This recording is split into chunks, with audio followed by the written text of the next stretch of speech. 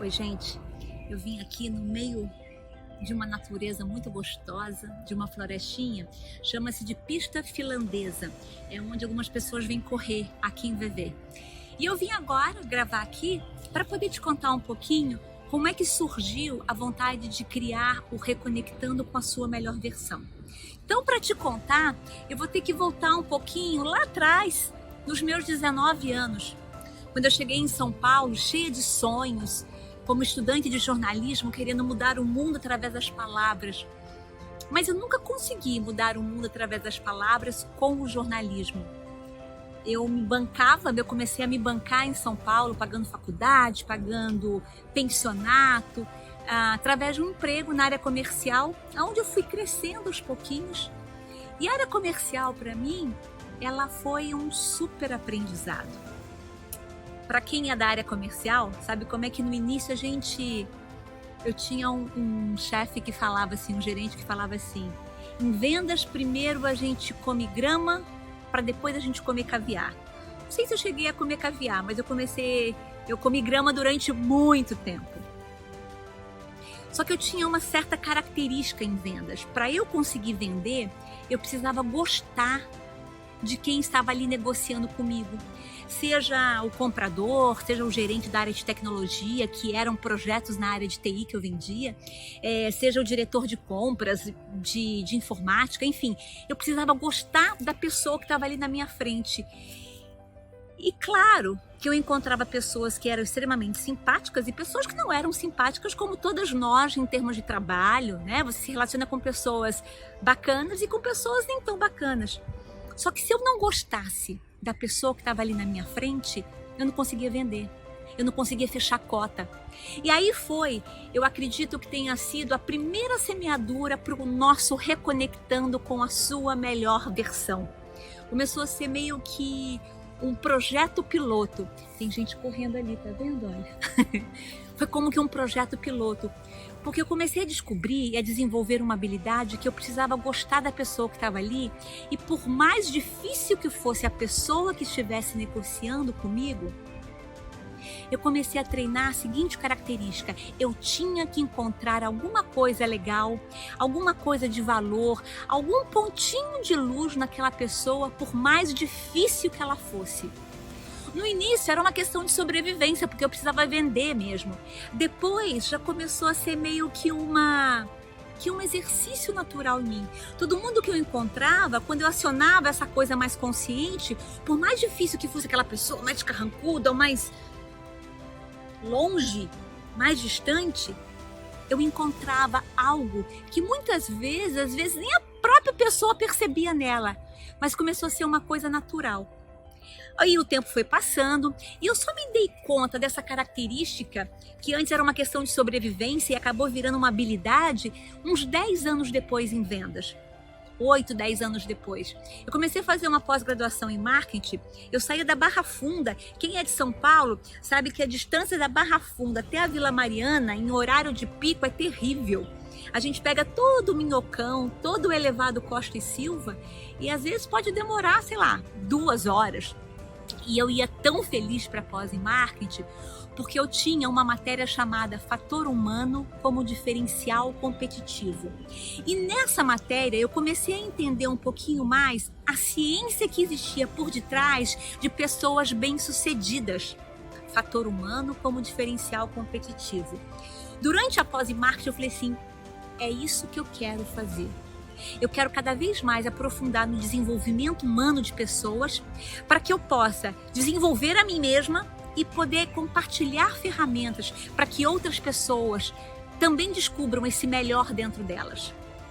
O tempo passou, e aí eu já pulo aí para depois de uns 15 a 20 anos na área, no mundo corporativo. Em 2008, a minha família foi transferida. Meu marido teve a oportunidade da gente ir para Los Angeles, para grande Los Angeles, como expatriado numa empresa. E era o que eu queria. Tome muito cuidado com os seus sonhos, porque eles se realizam. Eu estava naquela fase que eu queria realmente parar, não parar de trabalhar totalmente, mas aquilo que já me dava aquele prazer, aquele tesão de sair de casa de manhã e de abrir novos clientes, de fechar projetos, eu já não estava tendo mais. Apesar de ter bons resultados para o externo, aqui dentro, alguma coisa estava começando a mudar em mim.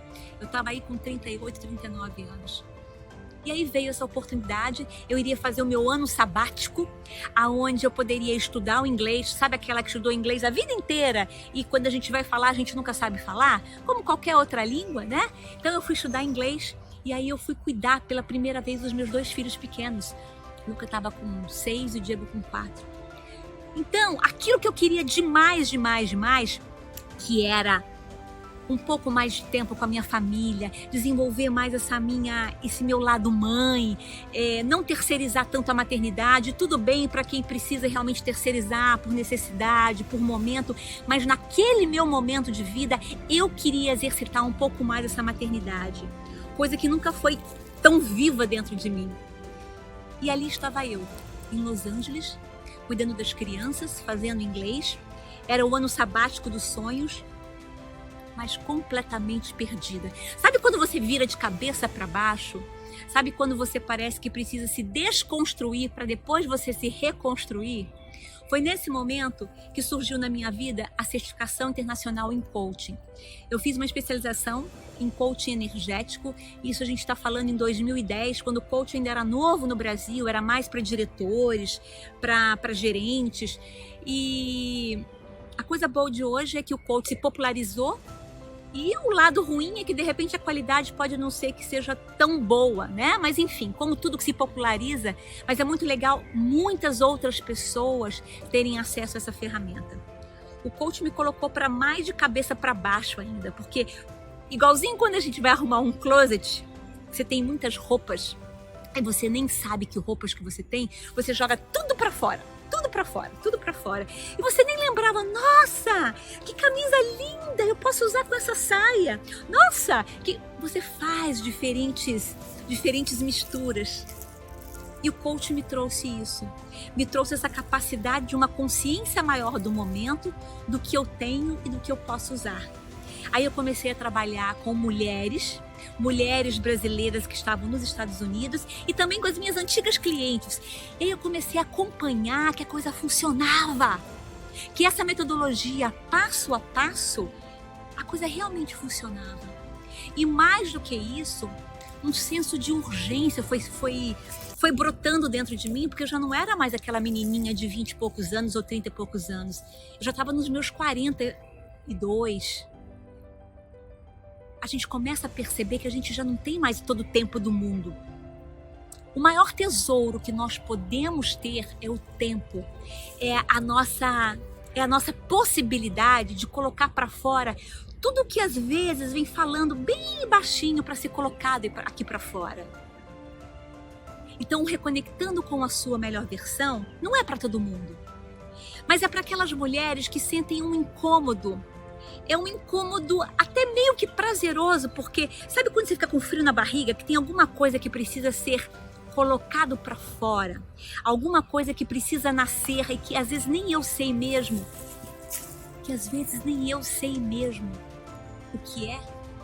O reconectando é para você, que quer esse suporte, que quer alguém segurando na sua mão, para a gente ir no passo a passo, para que a gente possa abrir os seus tesouros, os tesouros que estão guardados aí dentro e que muitas vezes nem você sabe que estão aí. Foi assim que surgiu o Reconectando com a Sua Melhor Versão. Eu espero que a gente possa estar juntas. Tá chegando aí a 2ª turma, corre, faz a sua inscrição. Tem dúvida? Entre em contato. Um grande beijo para você e até o nosso próximo encontro.